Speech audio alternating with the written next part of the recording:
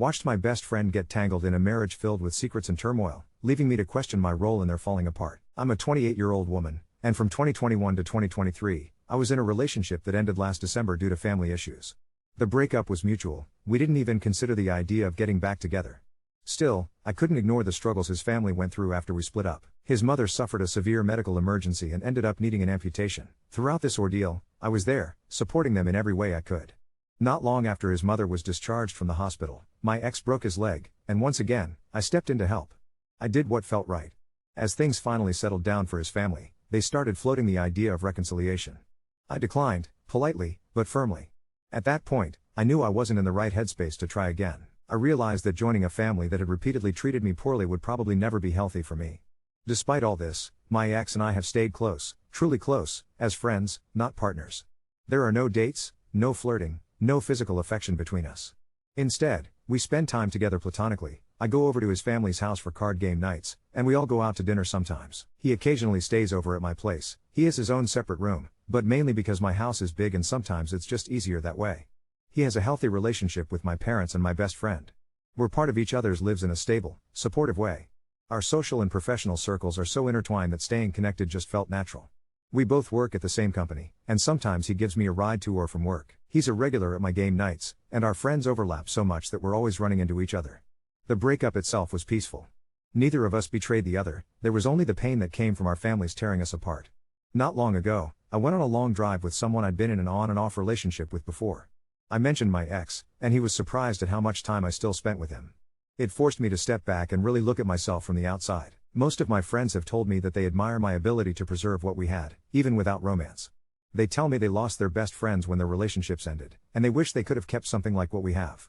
For both of us, our friendship is the only thing left from the wreckage of our respective families' drama. There's nothing romantic left between us, just mutual support and respect. Our relationship is purely platonic and has been so for the past 7 months. We're both on dating apps, both trying to move forward, both trying to rebuild our lives. I think a lot of this is because we're both the kind of people who don't like hurting others. We're serial people pleasers, in a way. Still, it struck me as odd when someone told me our arrangement was abnormal. Am I really that unusual, wanting to preserve a friendship with someone I once loved because I don't want to lose another close connection? We're a support system for one another, and we always say that, if things fall apart, we'll still choose to be friends. It takes so much to share your life with someone all over again. Why throw that away if you don't have to? Thank you for the many suggestions, advice, criticism, and encouragement I've received. I honestly just wanted to know if what I'm doing is normal. I don't feel like I owe anyone an explanation, but the truth is I haven't been in enough relationships to know what the right or wrong way to move forward even looks like.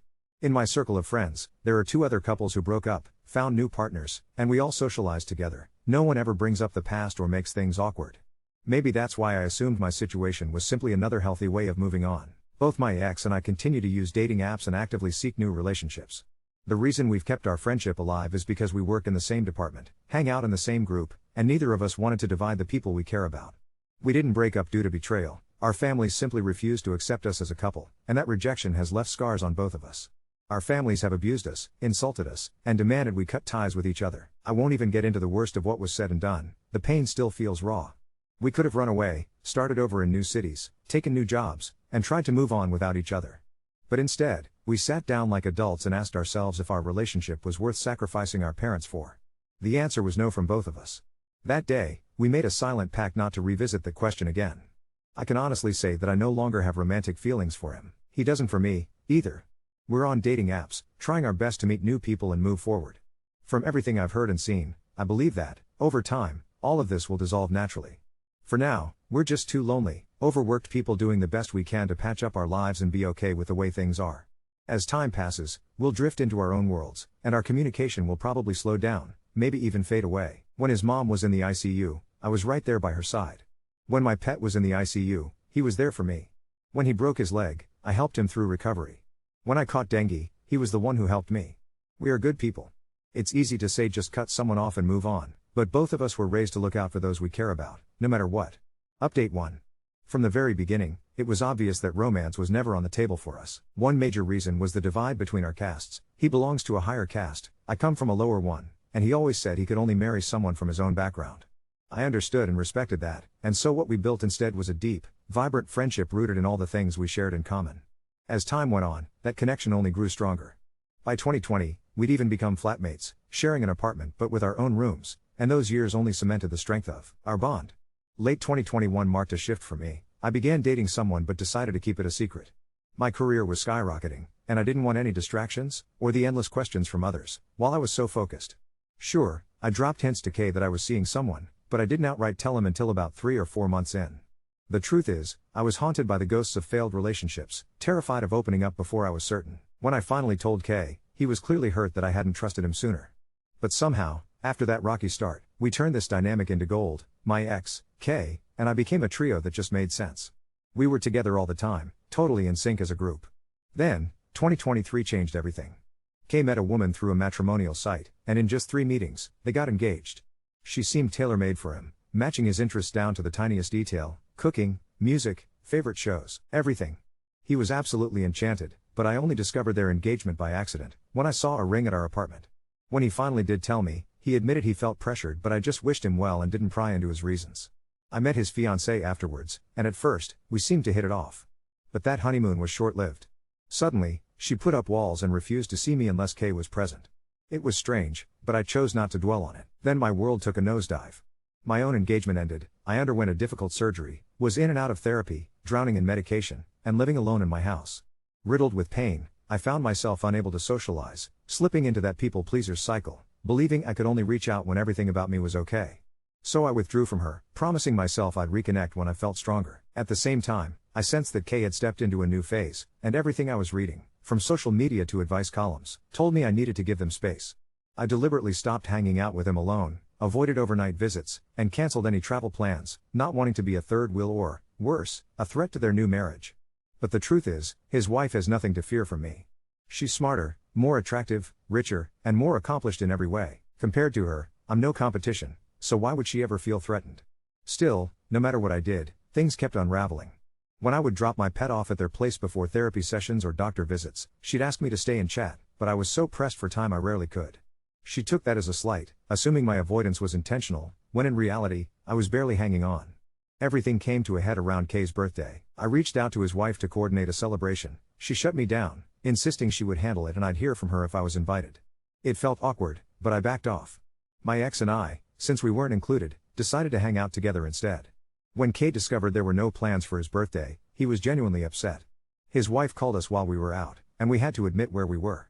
As soon as we realized how he felt, we quickly organized a surprise party. He loved it, but that only seemed to make his wife angrier. That night, Kay confided in me that his wife had dragged him to a hotel he hated for his birthday. He wished she'd consulted me first.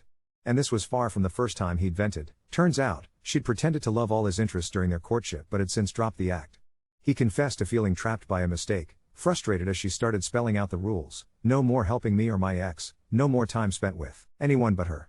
It was suffocating. But to be fair, Kay wasn't blameless. Whenever his wife went out of town, he'd come over to my place with a sly grin and say things like, "My wife's away, so now I can finally play." And when she called to check in, he'd brag about hanging out with me, as if I was only good for company when her back was turned, feeding her insecurities. Her expectations ballooned. She'd invite us to their place for dinner, and when my ex and I, both struggling in our own personal storms, politely declined, she took it as rejection and blamed us for isolating her. Even the small things turned into battlegrounds. Once, when my pet was sick, I had to leave their dinner early. Next time, when I hosted her, she made a show of staying exactly 2 hours before pointedly leaving, as if to say, "See? You don't matter." Even my girlfriends started warning me not to let her know I'd hung out with Kay alone, since she clearly grew jealous and uncomfortable. That's the most frustrating part. I want to shake her and say, "It's been 8 years. If I wanted your husband, I would have made a move by now. You have nothing to worry about." But instead, I try to do the right thing. When she was sick, I sent her a care package, only for her to react with a patronizing, "I never knew you guys were so sweet." It felt like an insult cloaked as a compliment. We're Kay's closest friends, and she acts incredulous at the idea that we're decent people. Every interaction becomes a power struggle, and it's wearing me down. The last time Kay and I spoke about all this, he listed every little thing I'd done wrong to his wife, how we'd made her feel alone or neglected, and pointed out how he's always been there for my ex. I felt guilty for a moment, but I reminded him that my ex has worked just as hard to make amends in our circle. Kay shot back, "So did my wife," but I tried to explain, it's not the same when you're living together, seeing each other every day, as it is when you've got distance and history and so many complications between you. I've worked with my best friend, Kay, and his now wife for 7 years, 3 people in the same company, side by side, day in and day out. That's what built our friendship, Hours spent together, 14 countries explored across vacations, shared movie nights, bonding over the same games, even going through COVID together. My friendship with Kay has always been deep and comfortable, with years of memories and easy understanding. When Kay married his wife, I did everything I could to give them space, never wanting to be a wedge or a problem. I was genuinely happy for them. I never got jealous or upset seeing them together, even during times I felt more alone. I just needed space to heal from my own heartbreaks. When I spent time with Kay or his wife, I made a point to be cheerful, to never behave like a downer or get between them. These friendships meant the world to me, and the last thing I wanted was to jeopardize their marriage. But recently, things got twisted. Kay's wife confided that she felt uncomfortable with how close Kay and I were. She wanted boundaries. Fair enough, I thought. But how do you dismantle 7 years of intertwined friendship without feeling like you're abandoning someone who once felt like family? I tried explaining to her, or at least to myself, that this kind of deep friendship is natural when 3 people work so closely. Our history made our dynamic unique, not questionable. My ex-boyfriend, when we were together, never had issues with my friendship with Kay. He trusted me, said that sometimes you have to take people at their word. But he also warned me that not everyone thinks this way. Looking back now, I can see how my friendship with Kay might have looked suspicious to others, but I'm still baffled over what I was supposed to do. Was I supposed to cut off a friend because he got married? Did I really ruin Kay's marriage just by being his friend? Things got worse when my mental health crashed. My parents begged Kay to check in or help me out. He ignored them, entirely because his wife had asked him to distance himself from me. It stung. Meanwhile, my ex-boyfriend, despite the chaos in his own life, his mother in the ICU, his leg broken, showed up for me. He supported me when few others did, even though we had a messy, complicated past. He reached out to Kay, desperate for him to help, but Kay refused, citing his marriage. Other friends helped in their own ways, of course, but nothing quite filled the gap where Kay used to be. Now, everything feels upside down. I can't help replaying events, wondering if I was the problem, if my friendship was too much, if I brought all this pain into Kay's marriage by being involved. All I wanted was to be respectful and supportive, to never be a source of jealousy or trouble. But now, I feel lost, like stepping back is the only thing left to do. I'm heartbroken realizing how Kay handled the whole situation. In hindsight, it looks like he threw me under the bus.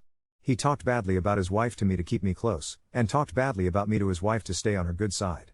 I was the one who originally stepped back, gave them space, but Kay? He never gave me the same consideration when I needed it most. When I started a new relationship, he didn't step back, he kept his presence in my life, never giving me the space I needed. So, I suppose, for better or for worse, it's time for me to cut them both off completely. It's clear now, my best friend is the reason everything fell apart. I realize I'm not angry at his wife. I'm angry at Kay because he's the one who chose to break my trust. Update 2. First, I reached out to Kay's wife and apologized for any hurt I may have caused her. I explained exactly why I'd behaved the way I did, reasons that, to my surprise, she hadn't fully known. She admitted she'd sensed something was off with me, but she never realized the extent of it. To my immense relief, she not only forgave me but also apologized for being hostile. She confessed she had felt insecure, especially after my breakup. We both acknowledged how a single female best friend can be an intimidating presence, but I made it absolutely clear that I had zero intention of being a work wife or a pick-me girl. I just wanted to be friends with both of them, genuinely. I sat down with Kay as well. I told him how our friendship was starting to feel really one-sided, like he was only coming around when it suited him. I reminded him it was his responsibility to look after his marriage, especially if his wife was feeling insecure, and that it wasn't right to make anyone out to be a villain in the situation. In the end, I decided it was best for both of them if I stepped back and let them focus fully on their marriage. This is a new chapter for them, and they need to work through it together, without me caught in the middle. Stepping away made me realize something important. I can't let my past friendships define every part of my future. The last 7 or 8 years have been wonderful in many ways, but now it's time to look ahead. I also have to think about how any future partner I might have would feel about my closeness with a male best friend. As for my ex, I told him to stop looking out for me and let me carve out my own path, even if I have to stumble along the way. That felt necessary. Now, it honestly feels like I've ripped off a giant bandage, like I'm shedding old skin. No friends, no ex, no boyfriend, and, blissfully, no more drama. I have my whole life ahead of me to rebuild, and, for the first time in a long while, I'm actually looking forward to it. Update 3. It's been 3 months since I posted my last update, and honestly, I thought I'd be writing about how peaceful my life had become after cutting ties with everyone.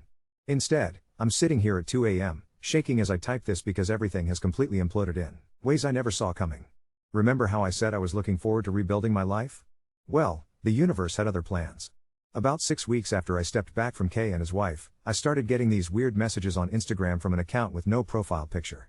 At first, it was just random comments about my posts, nothing threatening, but oddly specific. Like, this person knew details about my daily routine that only someone close to me would know. I figured it was probably just a bot or some creepy follower, so I blocked the account. Then the messages started coming from different accounts. Always the same tone, always knowing things they shouldn't. One message said, "You look tired today. Maybe you should get more sleep instead of staying up thinking about other people's husbands." I felt sick reading it because I had been having trouble sleeping, and I had been thinking about the whole situation with Kay, but who could possibly know that? The breaking point came 2 weeks ago. I was at a coffee shop near my office, the same one I'd been going to for months, when Kay walked in. We hadn't spoken since our conversation about stepping back, and I was planning to just nod politely and leave. But he looked absolutely terrible, like he hadn't slept in days. Before I could even process what was happening, he sat down at my table. "We need to talk," he said, and his voice was shaking. "I think my wife has been, I don't even know how to say this." Apparently, Kay had discovered that his wife had been creating fake social media accounts to follow not just me, but also my ex, several of our mutual friends, and even some of my family members. She'd been screenshotting everything, my posts, my comments, even private messages between me and other people that she'd somehow gotten access to. Kay found folders on her laptop with hundreds of screenshots organized by date, going back months, but here's where it gets really twisted. She hadn't just been stalking us online. Kay found evidence that she'd been tracking our locations through various apps, knew when we were together, where we went, how long we stayed.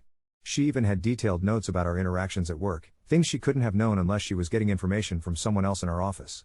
"She knew about your pet being sick before you told anyone," Kay said, looking absolutely haunted. "She knew about your therapy appointments. She knew when your ex stayed over at your place, even though I never told her and you never posted about it." I felt like I was going to throw up. All those months of thinking I was paranoid, feeling like I was being watched, I wasn't imagining it. I was being watched. Kay told me he confronted her about it, and she completely broke down. She confessed that she'd been obsessed with our friendship since before they got married, convinced that we were having an affair.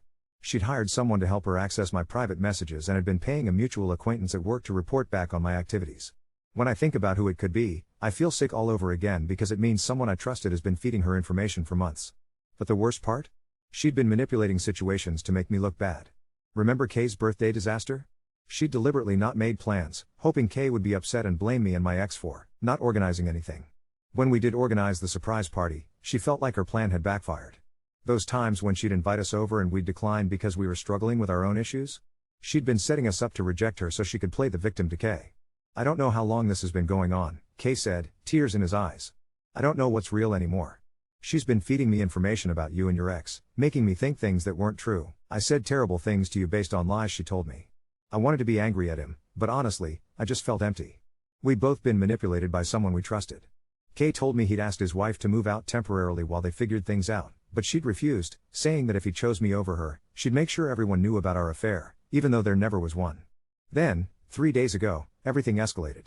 I was leaving work late when I found her waiting by my car. She looked completely different, not the polished, accomplished woman I'd known, but disheveled and desperate. "I know you think you've won," she said, and her voice was eerily calm. "But you have no idea what I'm capable of." She told me she'd been documenting everything for months, building a case to prove that Kay and I had been having an emotional affair that destroyed her marriage. She had photos, messages taken out of context, witness statements from people at work, a whole elaborate narrative that painted me as a homewrecker and Kay as a cheater. "I tried to be reasonable," she said. "I tried to give you chances to step back gracefully. But you couldn't stay away, could you?" I reminded her that I had stepped back, that I'd apologized to her, that I'd done everything she asked. But she just smiled this cold smile and said, "Too little, too late." She's now threatening to send her evidence to our HR department, to our friends, to my family. She wants to destroy both Kay's career and mine. She's also been spreading rumors that my ex and I never actually broke up, that we've been using Kay as a cover for our ongoing relationship. The scariest part is that I can see how someone might believe her story.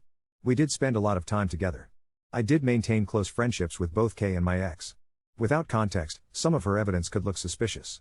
Kay is devastated. He's talking about quitting his job, moving to another city, starting over completely. His marriage is obviously over, but now he's terrified that his wife will follow through on her threats and destroy what's left of his life. As for me? I'm scared. I'm scared of going to work, scared of checking my phone, scared of what she might do next. I've started staying at my parents' house because I don't feel safe alone. I've contacted a lawyer, but I'm not sure what legal recourse I have against someone who's been systematically stalking and harassing me for months. The worst part is that I keep wondering if this is somehow my fault. Maybe I should have seen the signs earlier. Maybe I should have cut ties with Kay the moment he got engaged. Maybe I was naive to think we could all be friends. I don't know what's going to happen next, but I had to get this out somewhere. I feel like I'm living in a nightmare, and I'm not sure how to wake up. If anyone has been through something similar or has advice about dealing with stalking/harassment, I could really use some guidance right now. Update 4. It's been 2 weeks since my last update, and I honestly don't know where to begin. I thought things couldn't get worse, but I was so wrong. The day after I posted, Kay's wife followed through on her threat. She sent her entire evidence folder to HR, complete with timestamps, photos, and what she claimed were witness testimonies from our coworkers. The photos were particularly damaging. Pictures of Kay and me having lunch together, walking to the parking garage, even one of us hugging goodbye after a work event. Innocent moments, but when compiled together with her narrative, they painted a picture of an ongoing affair. HR called us both in separately. I spent 3 hours in that sterile conference room, explaining 8 years of friendship to people who barely knew me. The worst part was seeing the doubt in their eyes.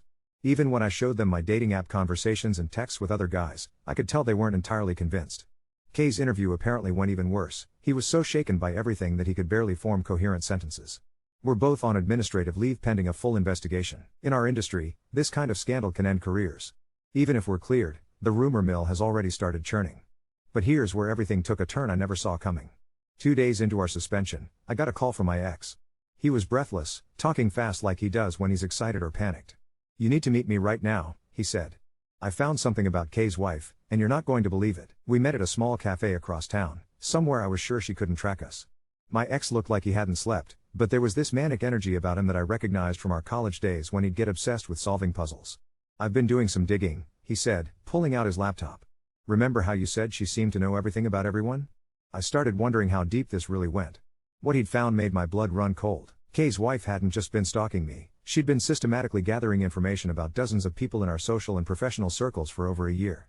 My ex had somehow managed to track down some of her fake accounts and discovered she'd been monitoring his ex-girlfriends, my college friends, even random women who'd liked Kay's old Facebook posts. "Look at this," he said, showing me screenshots. She'd created detailed profiles on women she'd never even met, complete with their work schedules, relationship statuses, and daily routines. It was like she'd been building some kind of paranoid surveillance network. "But here's the really crazy part," my ex continued.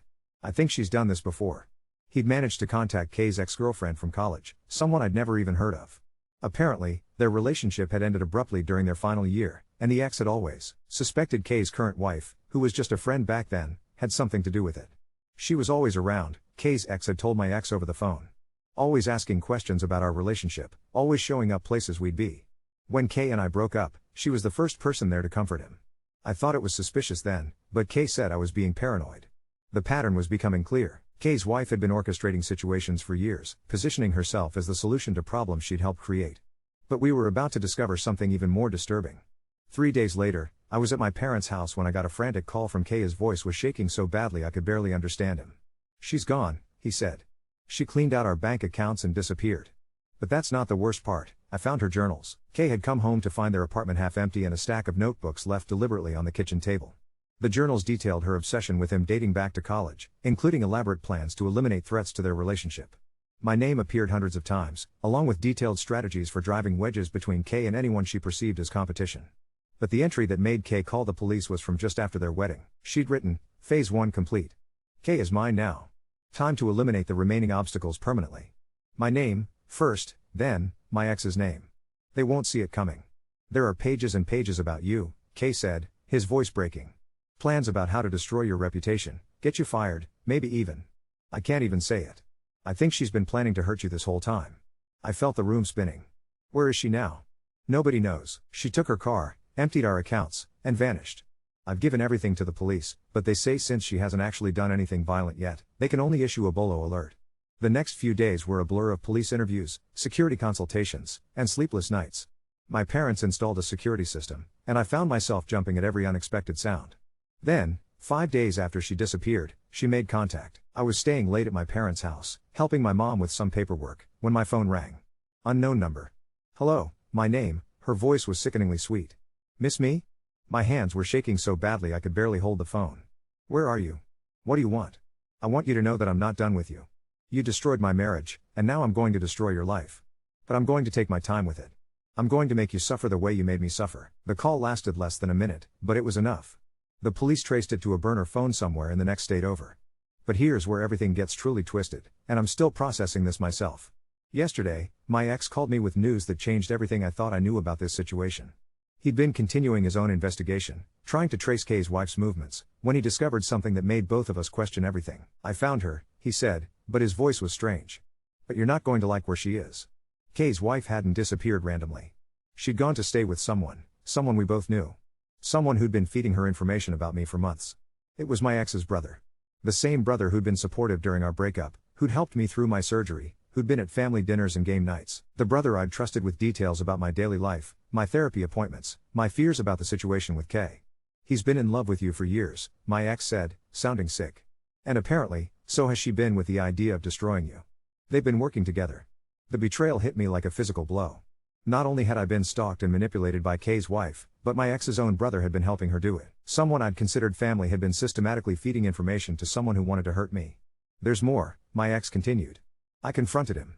He admitted everything. He said he thought if he helped her get rid of you as a threat to Kay's marriage, it would somehow make you realize that Kay and I were both wrong for you. He thought he was protecting you, but really he wanted you for himself.